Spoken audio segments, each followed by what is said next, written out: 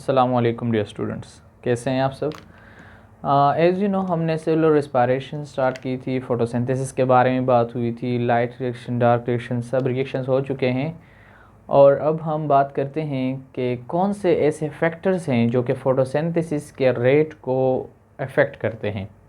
Factors that affect photosynthetic rate, ठीक है। सो वो कौन से फैक्टर हो सकते हैं। फॉर एग्ज़ाम्पल एक स्टूडेंट है, वो अपनी स्टडी कर रहा है, ठीक है। तो ऐसे कौन से फैक्टर्स हो सकते हैं जो उसके स्टडी को उसके स्टडी पर नेगेटिव असर कर सकता है, ठीक है। So if they have their cell phone in their bedroom, so वो स्टडी नहीं कर पाएगा क्योंकि वो बार बार मोबाइल को उठाएगा, ठीक है, या कोई फ्रेंड उसको मैसेज करेगा तब भी वो स्टडी नहीं कर पाएगा।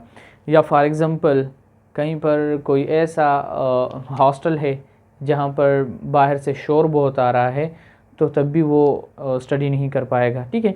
सो फैक्टर्स कौन से हैं जो फोटोसिंथेसिस को अफेक्ट कर सकते हैं, ठीक है। So we have two type of factor, some are external factor and some are internal factor. External factors में हमने बात करनी है लाइट की, कार्बन डाइऑक्साइड की, टेम्परेचर की और वाटर की। इंटरनल फैक्टर्स वो डिपेंड करते हैं जेनेटिक वेरिएशंस पर, ठीक है, या जेनेटिक प्रीडिस्पोजिशन पर, यानी साइज़ ऑफ लीव्स। अब ये साइज़ ऑफ लीव्स अगर बड़ा है तब भी फोटोसिंथेसिस ज़्यादा होगा क्योंकि सरफेस एरिया ज़्यादा है। अगर कम हो गया तो इट्स मीन के फिर फोटोसिंथेसिस कम होगी। तो ये डिपेंड करता है जेनेटिक वेरिएशंस पर, ठीक है, जेनेटिकली वेरी करती हैं। एज ऑफ लीव्स, ठीक है, अब न्यू लीफ हैं तो उसमें ज़्यादा फोटोसिंथेसिस होगी, लेकिन अगर उस पर टाइम ज़्यादा गुजर गया तो वो फिर फोटोसिंथेसिस नहीं कर पाएंगी। Orientation of leaves, mesophyll sales में हमारे साथ मौजूद होती हैं क्लोरोफिल एंड क्लोरोप्लास्ट, ठीक है, तो वहाँ पर हमारे साथ फोटोसिंथेसिस ज़्यादा होगी। अगर मीज़ोफिल सेल्स कम होंगी तो उसमें हमारे साथ फोटोसिंथेसिस भी कम होगी। तो ये ऐसे फैक्टर हैं जो कि इनसाइड द प्लांट्स होते हैं, इंटरनल हैं, लेकिन हमने बात यहाँ पर एक्सटर्नल फैक्टर की करनी है, ठीक है। उसके साथ ही हम एक बात करते हैं बहुत ही important law of limiting factor की, ठीक है, जो कि ब्लैकमैन ने 1905 में ये लॉ पेश की थी। इसे Blackman law of limiting factor भी कहते हैं। इसका मतलब क्या है, इसका मतलब बताने से पहले मैं एक सिंपल सा किस्सा सुनाता हूँ, एक कहानी सी सुनाता हूँ। पैगंबर पाक सल्लल्लाहु अलैहि वसल्लम के पास उस टाइम एक शख्स आता है और वो कहता है कि मैं हर किस्म का गुनाह करता हूँ, शराब में पीता हूँ, ज़ना में करता हूँ, चोरी में करता हूँ। सिंपली मैं बता रहा हूँ, चोरी भी करता हूँ, ज़ना भी करता हूँ और शराब भी मैं पीता हूँ, ठीक है, लड़ाई झगड़े भी करता हूँ। अब पैगंबर पाक सल्लल्लाहु अलैहि वसल्लम को बताता है कि मुझे कोई ऐसा मशवरा दें, कोई ऐसी बात बताएं कि मैं इन सब से दूर हो जाऊं, मैं तंग आ गया हूं इन सब से। तो पैगंबर पाक सल्लल्लाहु अलैहि वसल्लम सोचते हैं और बताते हैं कि आपने झूठ नहीं बोलना। आपने क्या नहीं करना, झूठ नहीं बोलना। अब देखें पैगंबर पाक सल्लल्लाहु अलैहि वसल्लम ने क्या कहा है कि हाँ आप शराब भी पिए, यानी उसे मना नहीं किया। इट्स मीन कि आप पी लें, चोरी भी कर लें, जना भी कर लें, लड़ाई झगड़े भी कर लें, लेकिन आपने झूठ नहीं बोलना। लिमिटिंग फैक्टर की बात कर रहे हैं, वहाँ पर उसके लिए लिमिट लगा लिए कि आप हाँ ये कर लें लेकिन ये नहीं करना। अब इस लिमिटिंग फैक्टर के इफ़ेक्ट को देखें। अब जब रात होती है, फॉर एग्ज़ाम्पल शाम होती है, उसके ज़ना का टाइम आता है, ठीक है, शराब पीने का टाइम आता है, तो वो जब जैसे ही शराब के पास जाता है तो पैगंबर पाक सल्लल्लाहु अलैहि वसल्लम की बात उसे याद आती है कि मुझे तो मना किया था कि आपने झूठ नहीं बोलना। और पैगंबर पाक सल्लल्लाहु अलैहि वसल्लम मुझसे कल पूछेंगे, here is a limiting factor. Limiting क्या था कि आपने झूठ नहीं बोलना। वापस फिर जब ज़ना का टाइम आता है, फिर चोरी का टाइम आता है, सब के टाइम पर उसे एक ही बात याद आती है कि मैंने झूठ नहीं बोलना। अब देखें झूठ क्या था, वहाँ पर लिमिटिंग फैक्टर था कि आपके लिए यहाँ पर एक लिमिटिंग फैक्टर है जिसके ज़रिए से वो डायरेक्टली और काम क्या हो रहे हैं, वो मना हो रहे हैं। अब इसी किस्से को यहाँ पर अप्लाई करेंगे तभी आपको बहुत ही आसानी से समझ आएगा। लॉ ऑफ लिमिटिंग फैक्टर में क्या था, उसने क्या है कि effective when one physiological process is affected by more than one factor. इसका मतलब क्या है कि अगर हम एक ही फैक्टर को उठाते हैं, फिजियोलॉजिकली फैक्टर को, और अगर उसी एक ही में कोई मसला आता है तो सब में मसला आएगा, क्योंकि ये सब एक जैसे ही चलते हैं। अगर फॉर एग्जांपल लाइट नहीं होगी, फोटोसिंथेसिस नहीं होगा, कार्बन डाइऑक्साइड नहीं होगी, फोटोसिंथेसिस नहीं होगा, टेम्परेचर, क्योंकि वहाँ पर हमारे साथ एंजाइम मौजूद हैं, टेम्परेचर अप एंड डाउन होगा तब एंजाइम अपना काम से ठीक से नहीं कर पाएंगे। इसी तरह every point, every factor is important, लेकिन उसके लिए एक क्या था, एक पोजीशन थी कि लाइट कितनी दरकार होगी, टेम्परेचर कितनी होगी, कार्बन डाइऑक्साइड की मिकदार कितनी होगी, वाटर की मिकदार कितनी होगी। इन सब को डिटेल से बात करते हैं इस पर, तो आपने इस किस्से को भी याद रखना है और इसी के साथ आपको आसानी से समझ आ जाएगी। Rate will be determined by factor present into minimal value. Rate को हम कब डिटरमाइन करेंगे, जब हमारे साथ ये सारे फैक्टर मिनिमल वैल्यू में होंगे, ठीक है। After that it is a factor which directly affect processes of its quantity change. अब कौन से फैक्टर, जितनी भी लिमिटिंग फैक्टर क्या है, वो factor, it is a factor, कौन सा, limiting factor which directly affect process, जो डायरेक्टली दूसरे प्रोसेस को अफेक्ट करेगा। फॉर एग्जाम्पल मैं कहता हूँ लाइट है लेकिन कार्बन डाइऑक्साइड नहीं है। लाइट है बिल्कुल, जितना 400 to 700 नैनोमीटर लाइट है, अच्छा सा लाइट है, सन भी बड़े प्यार से निकला हुआ है, लेकिन कार्बन डाइऑक्साइड नहीं है, तब भी नहीं होगा। तो ये क्या हो गया, लिमिटिंग फैक्टर वो फैक्टर है जो डायरेक्टली अफेक्ट करता है प्रोसेस को अगर उसकी क्वांटिटी में चेंज आती है। तो हमारे साथ सबसे पहले हम बात करते हैं लाइट एक्सटर्नल फैक्टर की, और उसमें फिर हम लाइट क्वालिटी, लाइट ड्यूरेशन और लाइट इंटेंसिटी की बात करेंगे, ठीक है। सो लाइट क्वालिटी क्या है, फोटोसिंथेसिस, जो फोटोसिंथेसिस है उसके लिए एक बहुत ही प्यारा सा लाइट दरकार होता है, जिसके लिए हमने बात की थी विजिबल रेंज की, जो 400 से 700 नैनोमीटर तक है। अब यहाँ पर हम फोटो सिस्टम की बात नहीं कर रहे कि फोटो सिस्टम 1 में कितना आता है, फोटो सिस्टम 2 में आता है, हम वो बात नहीं कर रहे हैं। विजिबल लाइट की बात कर रहे हैं, विजिबल रेंज की बात करें, जो कि 400 से 700 है, या हम डायरेक्टली एक दूसरा वर्ड यूज़ करते हैं फोटोसिंथेटिक एक्टिव रेडिएशन।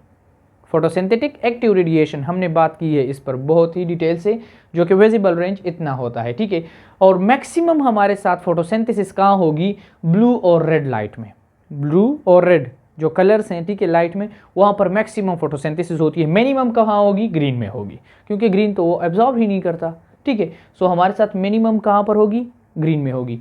तो इसका हो गया लाइट क्वालिटी। दूसरा हमारे साथ आता है लाइट ड्यूरेशन।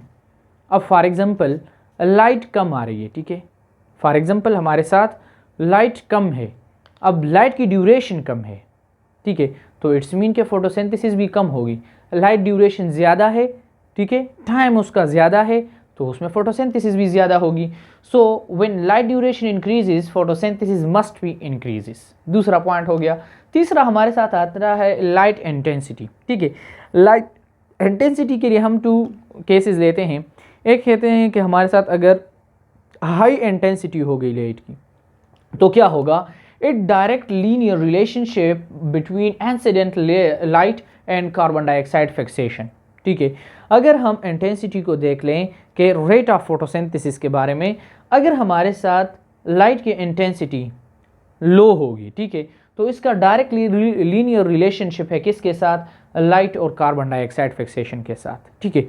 क्योंकि अगर कार्बन लाइट कम आ रही है तो कार्बन डाइऑक्साइड की फिक्सेशन भी नहीं होगी। जितनी लाइट हमारे साथ ज़्यादा होगी, कार्बन डाइऑक्साइड की फिक्सेशन भी ज़्यादा होगी। इसके लिए मैं सिंपल सा यहाँ पर एक ग्राफ बना लेता हूँ।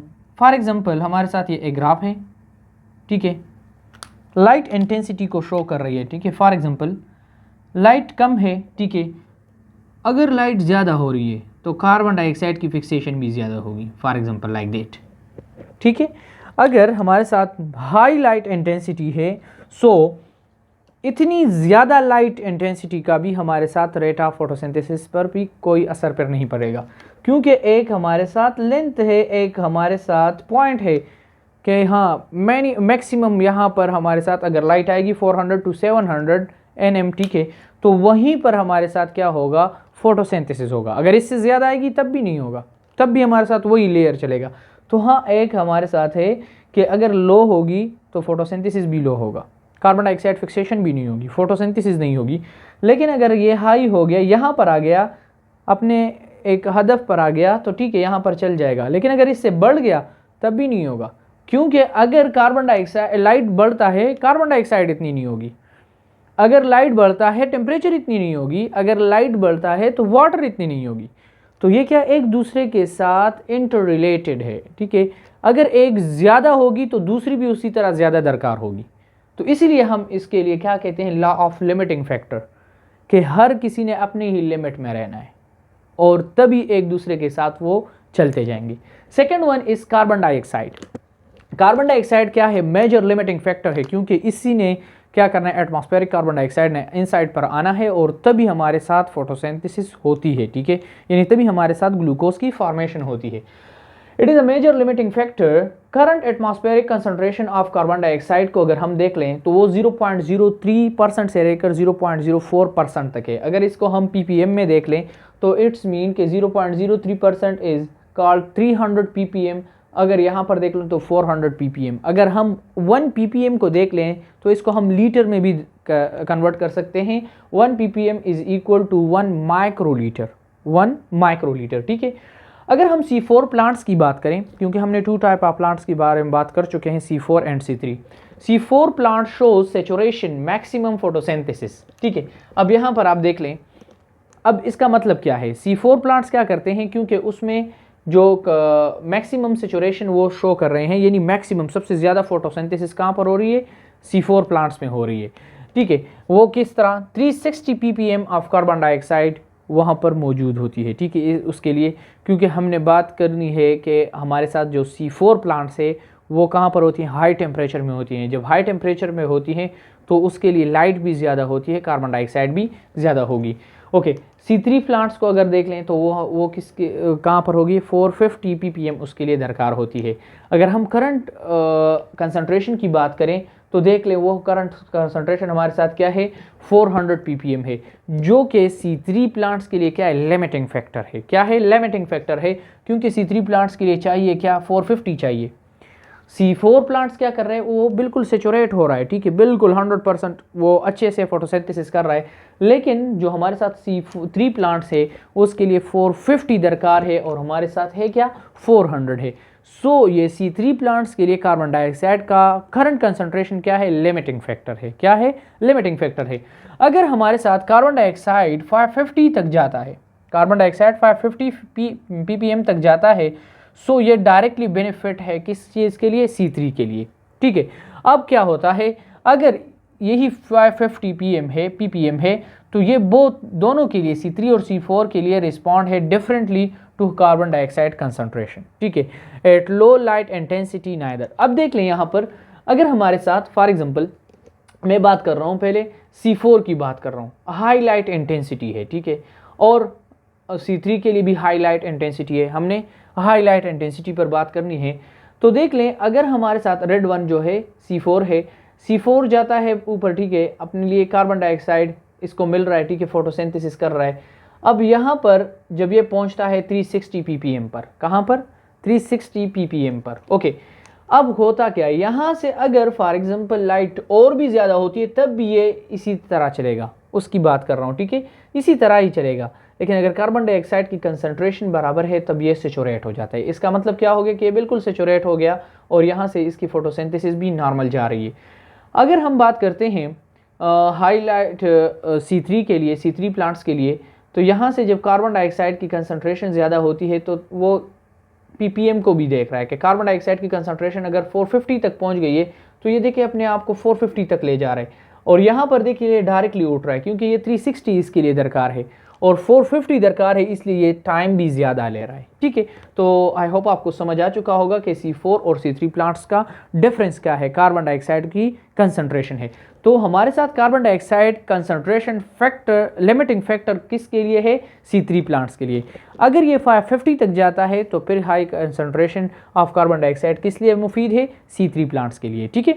अगर हम बात करते हैं टेम्परेचर की, लाइट भी हो गया, कार्बन डाइऑक्साइड भी, टेम्परेचर की बात करते हैं तो temperature is very very important because of what, क्योंकि हमारे साथ डार्क रिएक्शन होती है और डार्क रिएक्शन में हमारे साथ एंजाइम यूज़ होते हैं और वो एंजाइमेटिक कंट्रोल्ड होता है डार्क रिएक्शन, ठीक है, क्योंकि वहाँ पर अगर टेम्परेचर हाई हो जाता है तो वहाँ पर जो एंजाइम है वो सेंसिटिव हैं, ठीक है, अगेंस्ट क्या, टेम्परेचर हाई होने के, तो वो फिर काम नहीं कर पाते।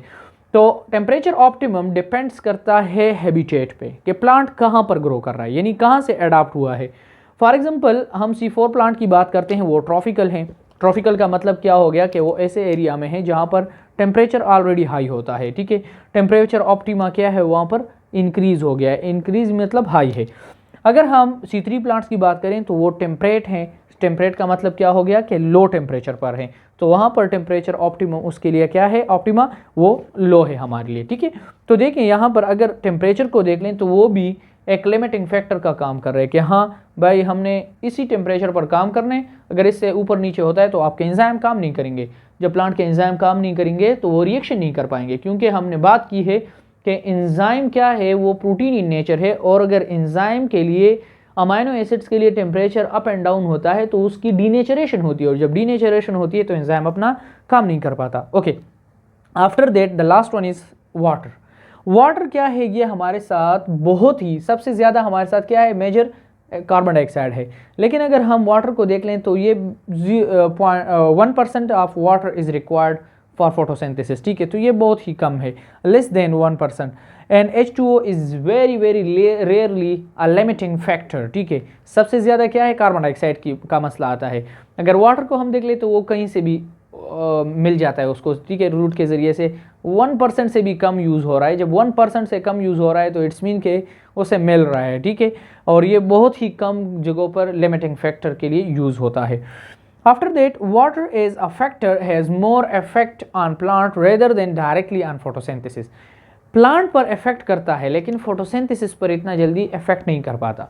यानी वाटर की अगर कमी या ज़्यादती को हम देख लें तो ये फोटोसिंथेसिस पर डायरेक्टली इफेक्ट नहीं कर पाता, डायरेक्टली इफेक्ट करता है प्लांट पर, ठीक है, rather than directly on photosynthesis. अगर हम एक बात कर लें वाटर स्ट्रेस की, तो वाटर स्ट्रेस में हम बात करते हैं स्टोमेटा की। For example this one is stomata, ठीक है।